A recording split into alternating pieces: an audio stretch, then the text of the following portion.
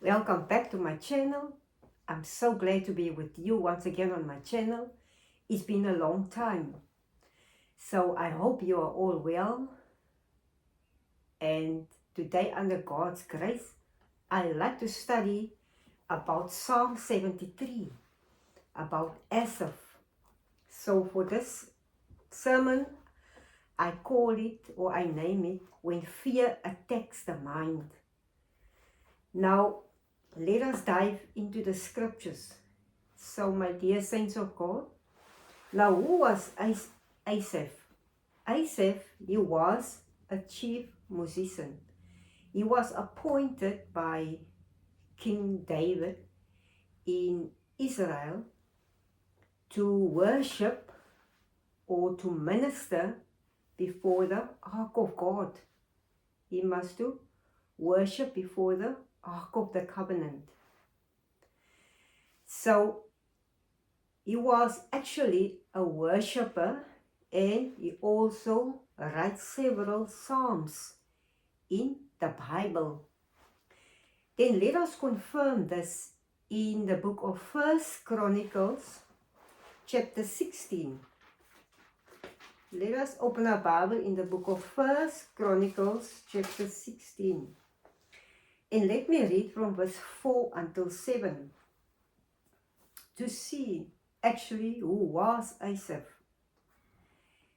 Verse 4 read, He appointed some of the Levites to minister before the ark of the Lord. This was actually David. He appointed some of the Levites to minister before the ark of the Lord, to extol, thank, and praise the Lord, the God of Israel. Asaph was the chief, and next to him in rank were Zechariah, then Jaziel, Zemaramoth, Jehiel, Mamathiah, Eliab, Benaiah, Obed-Edom, and Jehiel. They were to play the lyres and harps. Asaph was to sound the cymbals, and Benaiah and Jaziel, the priest, were to blow the trumpets regularly before the ark of the covenant of God. So actually, they must worship before the ark of the covenant of God. Verse 7 read, That day, David first appointed Asaph and his associates to give praise to the Lord in this manner. So my dear saints of God, as we can see through the scripture, King David appointed Asaph to worship before the throne of God, before the Ark of the Covenant. So, in Psalm 73, something happened with Asaph. Then let me read verse 1 and verse 2. Let us open our Bible in the book of Psalm 73 and let's see what happened in verse 1 and verse 2. Surely God is good to Israel, to those who are pure in heart. But as for me, my feet had almost slipped. I had nearly lost my foothold. So, through the Bible, we can see that Asaph said that, but as for me, my feet had almost slipped. I had nearly lost my foothold. Then what do you think? Something must happen. This is the reason why he said he had nearly lost his foothold. Then let me read from verse 3 until 12 and see what happened. For I envied the arrogant when I saw the prosperity of the wicked. Let us stop there, verse 3.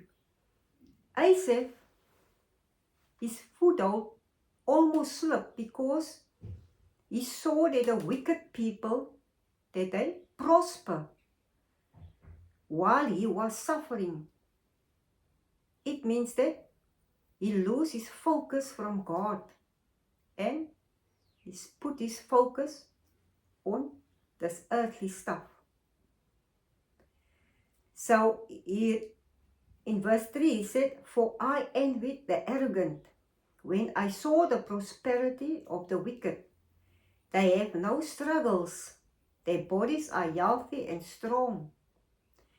They are free from common human burdens. They are not plagued by human ills. Therefore pride is their necklace. They clothe themselves with violence. From their callous hearts comes iniquity. Their evil imaginations have no limits. They scoff and speak with malice. With arrogance they threaten oppression. Their mouth lay claim to heaven, and their tongues take possession of the earth. Therefore, their people turn to them and drink up waters in abundance. They say, how would God know? Does the Most High know everything? Let us read verse 12. This is what the wicked are like, always free of care. They go on amazing wealth. So actually, Asaph said in verse 2, but as for me, my feet had almost slipped. I had nearly lost my foothold. When he saw that the wicked people prosper, and he put his eyes on this earthly stuff, then he lose focus from God. So that is where his mindset start to fear, trembling, and he get confused. Then today this actually happens when people's feet slips, because those kinds of things happen in this time. So as great believers of God, we always put our mindset on this earthly stuff, and that is where our downfall comes. So fear attacks me through this tinnitus. For 2 months I was suffering from tinnitus. So my mind and emotions, I put my mind and emotions on this tinnitus. So this is where I almost slipped. My feet almost slipped. And through this, I always ask myself, what will happen? So that is where panic attacks and anxiety strike me. Will everything be on fine? So therefore I got confused. And so during this time of battling, so one morning I was walking through the room and I hear a voice say, "Where are you?" in my right ear. "Where are you?" And I just know this is from God. This is the Holy Spirit who speaks to me, because I remember that voice, because that voice normally speaks in the past with me. So at that time, I started to pray and I set my focus on God, and this is where I started to trust and believe in God's word. So today I'm free from anxiety, I'm free from fear, and I only put my mindset and my emotions, my thoughts on God's word. So my dear saints of God, then let us turn back to Psalm 73 and let us see what Asaph says further in verse 21 and 28. When my heart was grieved and my spirit embittered, I was senseless and ignorant. I was a brute beast before you. yet I am always with you. You hold me by my right hand. You guide me with your counsel, and afterward you will take me into glory. Whom have I in heaven but you? And earth was nothing I desire besides you.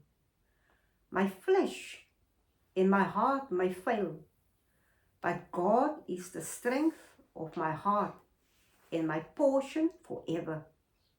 Those who are far from you will perish. You destroy all who are unfaithful to you. But as for me, it is good to be near God. I have made the sovereign Lord my refuge. I will tell of all your deeds. So, as for me also, I will take verse 28.